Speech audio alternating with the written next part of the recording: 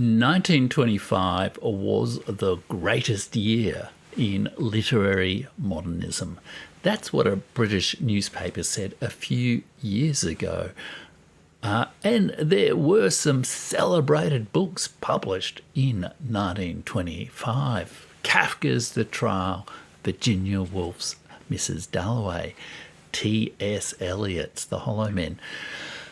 But why should such a marker, such a centenary of literary modernism concern us today or people who are interested in broader world politics, world affairs, like the people who watch this YouTube channel? I'm Jeff Rich. This is The Burning Archive, where I help you reimagine the world with history.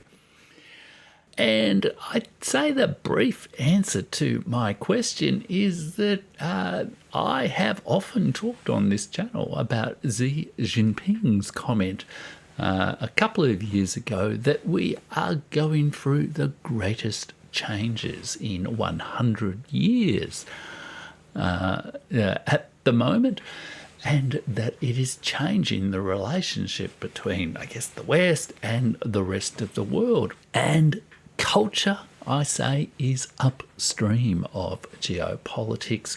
What happens in culture often shapes what happens in geopolitics. And a change in sensibility, like modernism, like the kind of literature that people write, is often a marker of those big changes. Perhaps we're also seeing a similar change in literary modernism today. Perhaps we're leaving the era of modernism behind. If 1925 was not the greatest year of literary modernism, and I guess it's a bit of an arbitrary choice, whose literature, which countries, which writers do you prefer, but, a reasonable choice. Nonetheless, I think a really strong case can be made that the 1920s was the greatest era of modernism. In a way, that era is celebrated in the wonderful television series Babylon Berlin. The literature, the art, the music, the cinema, the tumult in ideas of both philosophy, science, and politics. But what is modernism? In a way, in brief, it's perhaps captured by that phrase by Australian art historian Robert Hughes, the shock of the new. In the early 20th century, in art, in literature, in thinking, there were radically new ideas that sort of changed perceptions of the world. There was a new sense of what was modern life. Captured in a way by this absolutely groundbreaking and essential work of modern world history, Christopher Bailey's The Birth of the Modern World, 1780 to 1914. It was an encounter between modern technology, modern mass consumer society, and older traditions. It was an encounter between, I guess, the unconscious and the superego in Sigmund Freud's ideas. It was a tumult in the sense of relativity and Einstein's ideas. It was the shock of political revolutions and other sorts of changes. It was the shock of to the moral conscience of the world of World War I. And you could see it in the literature of the 1920s. Good Soldier Schweik is a story of World War I that comes from the 1920s. The extraordinary literature that emerges from World War I, like Céline, is a case. Proust's writing is a case. James Joyce's writing is another case, as are some of those celebrated books from 1925.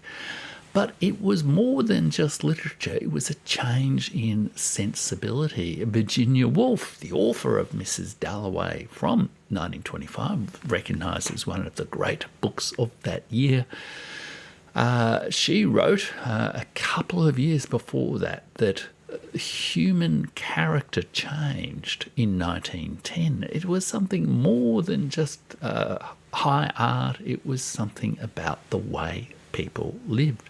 And do we sense something similar going on today?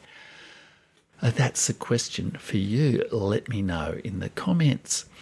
Modernism too had a vexed relationship with politics. Many of the greatest modernists had espoused authoritarian politics of both left and right.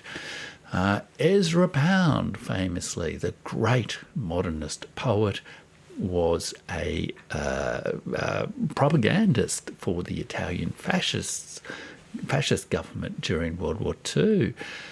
T.S. Eliot, the great poet, author of The Wasteland and The Hollow Men, published in 1925, was very uncomfortable with democracy. And it also had vexed relationships with gender. The 1920s was the explosion, I guess, of women's suffrage in most of the Western world. And there was a lot of turmoil around homosexual rights, gender relations of different kinds. In a way, it's almost symbolised in the different approaches between Thomas Mann in The Magic Mountain to gender and Olga Tokarczuk's gender makeover of The Magic Mountain in The Impusium. And more than that, modernism also had a complex relationship with civilizations around the world. The World War I was seen by many radicals as an imperialist war, and the cultures of the rest of the world were having a profound influence on Euro-Atlantic culture as well, where I guess modernism, as we mainly know it, as was listed in those 1925 books, was largely based. In a way, it's beautifully expressed by the 1926 famous photograph by Man Ray, the great surrealist photographer, of his lover, Kiki, sleeping, her head to one side next to an African mask. But it was seen in many other ways as well. And again, there was this point where there was dialogue between cultures around the world rather than civilizations being sealed up in different continents. So looking back at the great modernist literature of 1925 is in fact a way to reimagine the world with history. And on my YouTube channel and also on my Substack at jeffrich.substack this year, I'm going to be taking a kind of a world tour through world history, looking at 5 great powers of the world, Russia, India, China, United States and Europe, and integrating into that a discussion of these great works of modernist literature from the 1920s and how, if we look back on them now, we might get a fresh perspective on the role of those cultures, those civilization states, those great powers in the world today. I'm going to be looking at least these great books from 1925, Kafka, The Trial, F. Scott Fitzgerald, The Great Gatsby,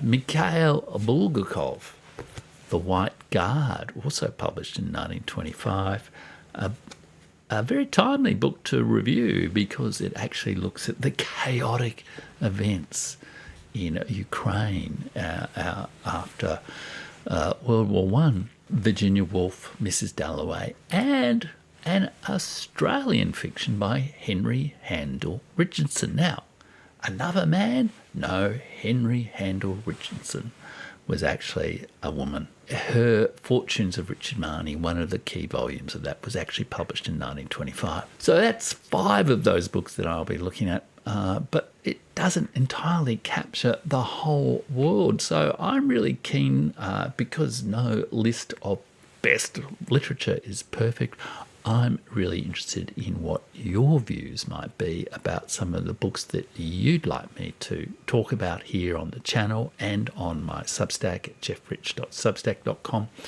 So why don't you leave me a comment and let me know what great work of modernist literature, cinema, art, music, thought you would like to for me to cover here on the channel.